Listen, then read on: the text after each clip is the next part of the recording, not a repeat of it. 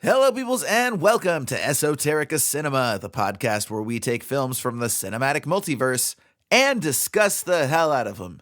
Today, we are going all the way back to 1932 to look at The Sign of the Cross, produced and directed by the great Cecil B. DeMille, and written by Waldemar Young and Sidney Buchman. Now, sort of a cinematic confession here. I've never actually seen a Cecil B. DeMille movie. If you're not sure if you have or not, it comes down to really two films primarily. And I was kind of surprised to see this. Those two films would be The Ten Commandments as well as The Greatest Show on Earth. And other than that, nobody would fault you for not having seen any of his other films. He's done a total of 70 films, but 50 of them, possibly one or two more, are silent films. Gonna go ahead and hit you up with a description here from Letterboxd, though I did actually do a little bit of tweaking to make it a bit more expeditious. After burning Rome, Emperor Nero blames the Christians and decrees they are all to be caught and sent to the arena. Two older Christians are captured when Marcus, the highest military official in Rome, comes upon them and sees their stepdaughter Mercia. He instantly falls in love with her and frees everyone, then pursues Mercia, which gets him into trouble with the emperor for going easy on Christians, as well as with the empress, who loves him and is jealous. Now, the first and most impressive aspect of this film would have to be its construction. So when you see certain films from the early 30s, a lot of filmmakers were still sort of learning the cinematic language, and so you'll get, some pretty awkward cuts, maybe things don't quite cut on action. That's not an issue that you're going to have with this movie. It actually feels and plays like a movie that would be made today, with the exception of maybe a couple scenes that don't quite adhere to that 30 degrees or feel a little bit awkward or jump cutty, but far and few between for a film from the early 30s. Even the camera tracks and the movements are incredibly smooth, smoother than a lot of films that would come 10, 15, 20, 30 years later even. It's really pretty remarkable. And as far as that cinematography is concerned, it's serviceable in some places while being pretty exceptional in others. So the exteriors and a lot of the fights that they stage, particularly well shot. They actually kind of reminded me of Raging Bull, the way that they were captured, really clear but grainy black and white stock.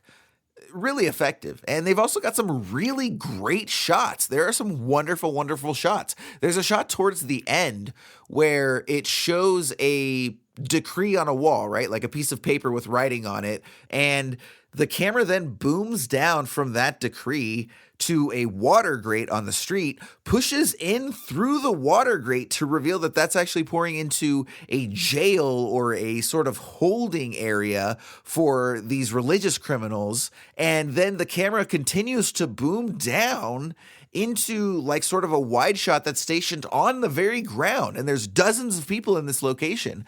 And yeah, even now as I think about it and describe it, I'm not 100% sure how they pulled it off, but very, very wonderful.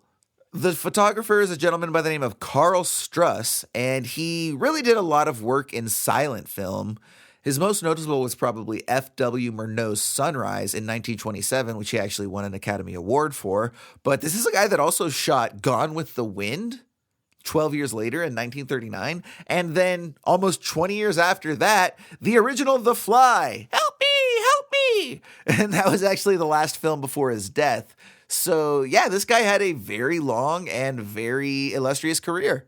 Now, as is the case with a lot of these earlier films, you're kind of here for the acting, right? And it's definitely theatrical, sort of that over-the-top, we're used to being on stage where we have to project these emotions to people who are very far away, so we don't have a lot of room for subtlety. Even down to the way that Marcus sort of walks around with this constant, his fists on his waist as he sort of walks around like a superhero. But I kind of dig it, right? I think it's fun. You could describe it as campy, and I wouldn't argue with you, but I think it works for these types of productions. It's just these actors were well-versed in that style, and so I think they can pull it off. Or maybe if a modern actor tried to do that style, it would just come across as boorish or something, Now, Fredric Mark and Alyssa Landy play our protagonist and leading lady respectively, but I was most entranced by Charles Laughton as Caesar Nero, who brings a lot of hedonism bot energy, which all my Futurama fans will recognize. How wonderfully decadent, and just as I was beginning to lose interest. As well as the Empress, played by Claudette Colbert, and she has a presence. She's absolutely gorgeous. She apparently is best known for her work in It Happened One Night, and she actually won the Academy Award for Best Actress in 1934, which was just 2 years after she made this film. The movie is also notable for being one of the higher profile pre-code films. Now, for anybody who doesn't know what that is, there's basically a 5-year period from when talkies first came out in 1929 to when the, quote, Hays Code was established in 1934. And this was basically a motion picture production code of morals and standards, right? So it agreed that they wouldn't show any, nudity, and a lot of these certain themes wouldn't be expressed. It was very, very strict, even down to the fact that, they couldn't have anti-heroes as protagonists. That was something that had to come later as people fought for it. So this film definitely leans into a lot of its pre-code freedom, let's call it. It's interesting because at the end of the day, this is a film that kind of promotes Christianity and the chasteness and virtue associated with that. However, it's also a pretty horny movie. It's also not afraid to lean into these very sort of salacious and sensational acts and visuals to sell its message and to, I'm sure, fill the seats, right? So there's a lot of near nudity, especially with the Claudette Colbert character, the Empress, and there's kind of a lot of background nudity, not a lot of background nudity, but there is some background nudity in certain scenes. There is a lot of animal use, and I'm sure animal misuse. And, that's not something that I condone, but it is interesting to actually see many lions, actual lions running through and seeing actual extras being picked up by elephants and almost having their heads smashed on by actual elephant foots. I'm sure it was dangerous as hell. And there may have even been extras killed that are just, buried at the bottom of some lake right now. But it is interesting to see on film for what it's worth. You don't really see that anymore, that's for sure. But a lot of the issues that the Hays Code addressed had to do with sort of sexual innuendo, Outright nudity still wasn't sort of accepted on a public level, so they're not going to do that in what would be, quote unquote, family films, right? But there is a lot of suggestion. In particular, in this movie, there's a dance sequence featuring an actress by the name of Joyzelle Joyner, and it's just very overt in its lesbian suggestions. And we also have another scene where there's the Empress, taking a milk bath. Funny story about that scene.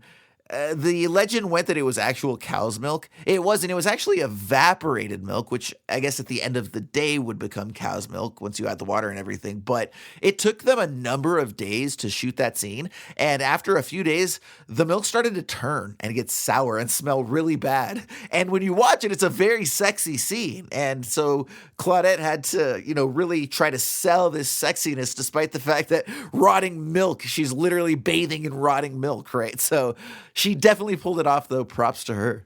Where the film lacks is in being anything more than just a simple entertaining diversion. It does have some light things to say about Christianity, and I don't think it really does a good job of that just because of the way that the sensationalism sort of works against that messaging. But at the end of the day, it's a well-made film that is entertaining. I did enjoy the acting. I enjoyed the cinematography. I enjoyed the general story. And, it may not have the heights of entertainment and action and all of this that today's films would have. But again, for a film that's, 90 years old or what have you, a very, very solidly constructed film that I actually enjoyed much more than I expected to. We're going to go ahead and put a formal rating on it. I'm not even going to give you the adjectives today. We're just going to do a formal rating of 3 3/4 out of 5 stars, because I do want to mention as well that this film isn't really available on any of the streaming sites, but it is available at a site called Internet Archive. And they're doing a lot of good work. They have a lot of public domain work and other works that people will upload using really high quality streams. So unlike a lot of movies that get uploaded to YouTube or elsewhere, these are high quality files that you can find on Internet Archive. The link is in the description of whatever you're listening to right now, or you can also go to the website, esotericacinema.com. We will have a link for you to check out the film there. Thank you for listening. We will catch you next time on Esoterica Cinema.